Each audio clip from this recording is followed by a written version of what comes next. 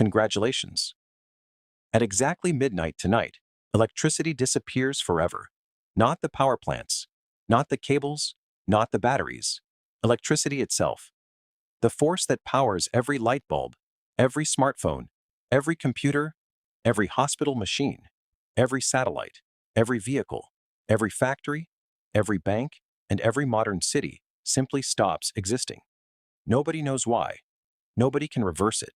Scientists test it for hours before finally accepting the impossible. Electricity is gone. Forever. For 10 seconds, the world is silent. Then civilization begins to unravel. Every light goes out. Cities that were glowing moments ago vanish into darkness. Traffic signals stop working. Airports lose communication. Television broadcasts disappear. Internet connections collapse. Mobile networks die. Millions of people stare at black screens waiting for them to restart. They never do. Within minutes, panic spreads across social media. Then, social media disappears too. The last messages sent across the internet become digital fossils. Nobody knows they'll be the last. By sunrise, the scale of the disaster becomes clear. Modern civilization wasn't built on concrete. It wasn't built on steel. It wasn't built on money. It was built on electricity. And now the foundation is gone. Hospitals switch to backup generators. The generators fail. Not because they run out of fuel, because generators require electricity to function. Life support machines stop. Ventilators stop. Monitoring systems go dark. Doctors suddenly find themselves practicing medicine like it's the 19th century. Only now, they have billions more patients. Across the world, transportation collapses. Electric trains freeze where they stand.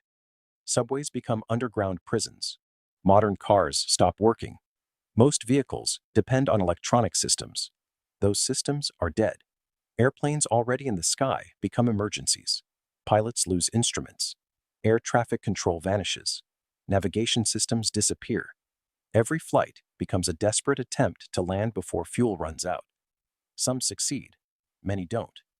The age of global travel ends before breakfast. At first, people focus on the obvious problems: the darkness, the communication failures, the transportation chaos. Then they discover something worse: water. Modern cities don't receive water naturally. Electric pumps move billions of liters every day. Without those pumps, water stops flowing. Faucets run dry. Toilets stop flushing. Entire cities begin rationing whatever water remains inside tanks and reservoirs. Within days, access to clean drinking water becomes one of humanity's biggest challenges.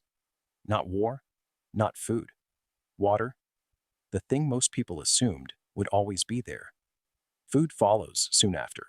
Supermarkets look full on day 1, half empty on day 2, completely stripped by day 3. Refrigeration no longer exists. Frozen food thaws. Milk spoils. Meat rots. Supply chains collapse. Factories cannot produce replacements. Trucks cannot transport them. The world spent decades perfecting efficiency. Now that efficiency becomes a weakness, most cities only store a few days of food. Nobody expected the system to stop forever. Governments declare states of emergency. Military units deploy. Curfews begin. Officials attempt to calm the public. The problem is, they don't fully understand the crisis either. For generations, every emergency plan assumed electricity would eventually return. A few hours, a few days, a few weeks, never forever. There is no manual for rebuilding civilization after losing one of the fundamental forces that powered it. Leaders gather in emergency meetings. Scientists deliver the same answer every time. There is no fix. There is only adaptation. Months pass. The first winter arrives. And winter changes everything. Millions of homes depend on electric heating systems. Millions more depend on electric pumps to distribute fuel.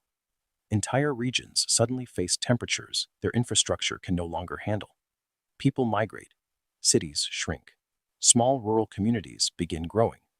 For the first time in centuries, population starts moving away from major urban centers. Skyscrapers become monuments to a world that no longer exists. Without elevators, water systems, communication networks, or modern services, living on the 50th floor becomes almost impossible. The tallest buildings on Earth become useless. A year later, humanity begins reorganizing. The first shock is over. Now comes survival. Communities rediscover skills that were once considered obsolete: blacksmithing, mechanical engineering, farming, animal transport, food preservation. People who once worked with algorithms and spreadsheets now spend their days repairing tools and growing crops. Knowledge changes value overnight. The most useful person in town is no longer the software developer. It's the mechanic who understands machines that can operate without electricity. Children born after the blackout grow up in a completely different world. They hear stories about smartphones, instant communication, streaming services, air travel, global commerce. To them, it sounds like mythology. Imagine explaining that billions of people once carried tiny devices capable of accessing nearly all human knowledge. A child asks a simple question: why don't we build them again? Adults struggle to answer. Because the factories required electricity, the mines required electricity, the supply chains required electricity, the entire system required electricity. Technology wasn't a collection of inventions. It was an ecosystem. And the ecosystem died. 5 years pass, then 10. Humanity survives. But it becomes smaller, slower, more local. International trade still exists, but only where mechanical transportation allows it. Journeys that once took hours now take weeks. News travels slowly. Markets operate differently. Entire industries disappear. Others emerge. For the first time in centuries, progress is no longer measured by faster computers or smarter devices. It's measured by resilience. Can a community feed itself? Can it repair its own tools? Can it survive winter? Those questions become more important than stock prices ever were. 20 years after the blackout, historians begin studying the Old World, the age before electricity vanished, the age of abundance. They discover something fascinating.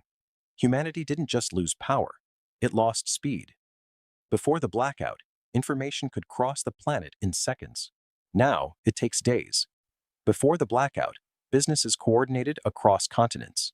Now most people never travel more than a few hundred kilometers from home. The world becomes larger again, not physically, psychologically. Distance regains meaning. Yet something unexpected happens. Not everything gets worse. Without constant notifications, endless scrolling, and 24-hour media cycles, many communities become more connected to the people around them. Families spend more time together. Local relationships grow stronger. People know their neighbors again. Life becomes harder, but in some ways, it becomes simpler. The old world had solved many physical problems. The new world solves some social ones. Neither is perfect.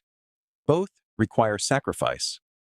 Then, 50 years after electricity disappeared, a group of students visits the ruins of a former financial district. Towering skyscrapers stand empty. Glass reflects the sunlight. Vines crawl across abandoned offices. The students listen as their teacher describes what once existed here. Millions of transactions every second.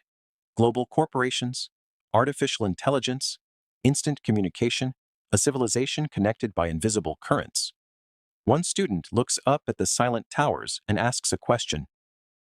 If they were so advanced, why couldn't they survive without electricity? The teacher pauses. Because advancement isn't the same as resilience. Sometimes, the stronger a system becomes, the more dependent it becomes on the things holding it together. As the students leave, the city remains silent. No engines, no screens, no glowing lights, just wind moving between empty buildings. Humanity survived, not because it saved its technology, but because it adapted when that technology disappeared. And perhaps that's the lesson future generations remember. The greatest strength of civilization was never electricity. It was the ability of ordinary people to rebuild when everything they depended on was suddenly gone. And somewhere beneath the ruins of the old world, buried under decades of dust, sits a smartphone, its battery full, its circuits intact, waiting for a force that will never return.